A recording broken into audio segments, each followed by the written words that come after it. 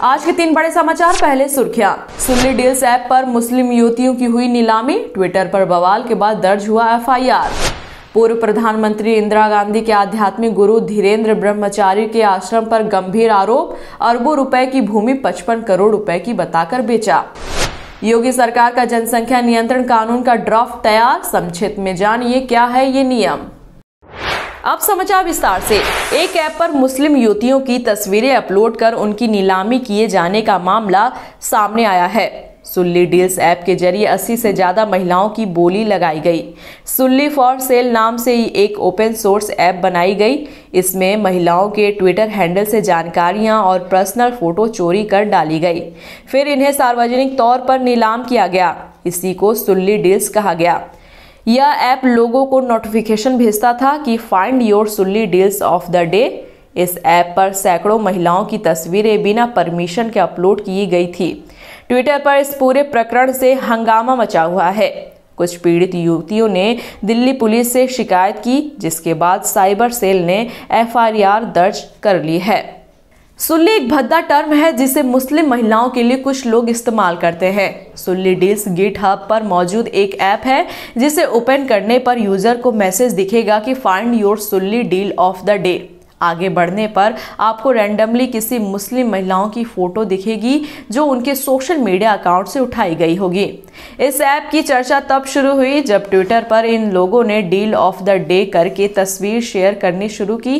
App को GitHub ने हटा दिया है। पूर्व प्रधानमंत्री इंदिरा गांधी की आध्यात्मिक गुरु धीरेन्द्र ब्रह्मचारी के आश्रम पर भूमि बिक्री के मामले में टैक्स चोरी करने के गंभीर आरोप लगे हैं। धीरेन्द्र ब्रह्मचारी के आश्रम की गुरुग्राम में 23.9 एकड़ की यह भूमि आज की बाजार दरों में लगभग 2000 करोड़ रुपए की है, जबकि कुछ लोगों की मिली भगत से इसे केवल 55 करोड़ का बताकर बेचा जा रहा था। मामले का संज्ञान लेते हुए आर्थिक अपराध शाखा ने आश्रम के ट्रस्ट और कथित फर्जी खरीदारों के ऊपर केस दर्ज कर लिया है। साथ ही संस्था के ट्रस्ट अर्पणा आश्रम ट्रस्ट पर एक खरीदार से समझौता पूरा हुए बिना दूसरे खरीदार को बेचने का गंभीर आरोप लगा है। योगी सरकार ने जनसंख्या नियंत्रण कानून पर ड्राफ्ट तैयार कर लिया है। आइए संक्षिप्त में जाने क्या है ये नियम। स्थानीय निकाय और पंचायत का चुनाव भी नहीं लड़ सकते। राशन कार्ड में भी 4 से अधिक सदस्यों के नाम नहीं लिखे जाएंगे। 21 साल से अधिक उम्र के युवक और 18 साल से अधिक उम्र की युवतियों पर यह एक्ट लागू होगा। जनसंख्या नियंत्रण से संबंधित पाठ्यक्रम स्कूलों में पढ़ाए जाने का सुझाव भी दिया गया है। कानून लागू होने के बाद यदि किसी महिला को दूसरी प्रेगनेंसी से जुड़वा बच्चे होते हैं तो वह कानून के दायरे में नहीं आएंगी। तीसरे बच्चे को गोद लेने पर रोक नहीं रहेगी। यदि किसी के 2 बच्चे निःशक्त हैं तो उसे तीसरा संतान होने पर सुविधाओं से वंचित नहीं किया जाएगा।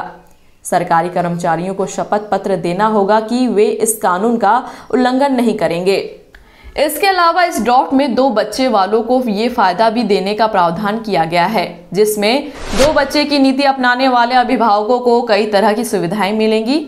ऐसे पेरेंट जिनके 2 बच्चे हैं और वे सरकारी नौकरी में हैं और अपनी इच्छा से नसबंदी कराते हैं तो उन्हें 2 एक्स्ट्रा इंक्रीमेंट, प्रमोशन, सरकारी आवासीय योजनाओं में छूट, पीएफ में एम्प्लॉयर कॉन्ट्रीब्यूशन जैसी सुविधाएं मिलेंगी।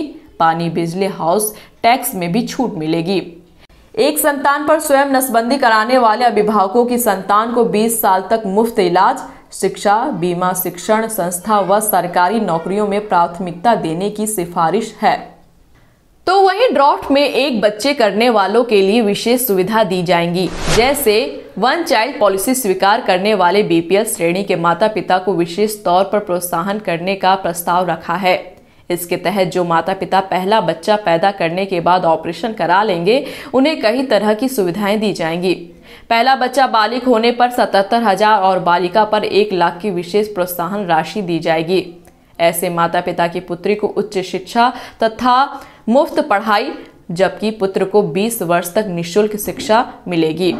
इन सब के बाद भी इसे लेकर 19 जुलाई तक जनता में भी राय मांगी गई है।